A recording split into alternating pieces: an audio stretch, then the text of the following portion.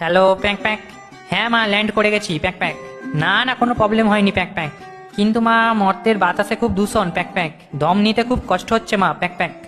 কি একটা মাস্ক কিনে নেব? আচ্ছা মা প্যাক প্যাক। ছাত্রছাত্রীরা কি করছে প্যাক প্যাক?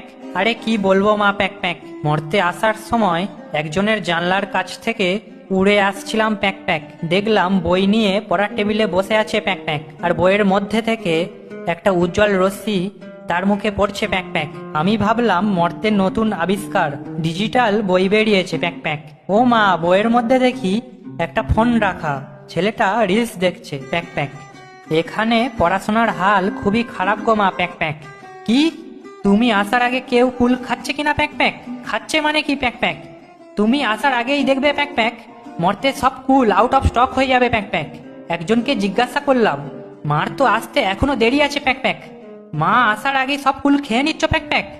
আমাকে বললো কি প্যাক প্যাক, এগুলো কুল নয়, কুলের মতো দেখতে প্যাক প্যাক, হাইব্রিড কুল। মর্তে সবই ভেজাল গো মা প্যাক প্যাক। কি সবাই তোমার পুজো নিয়ে কেমন এক্সাইটেড, কি বলবো মা প্যাক প্যাক।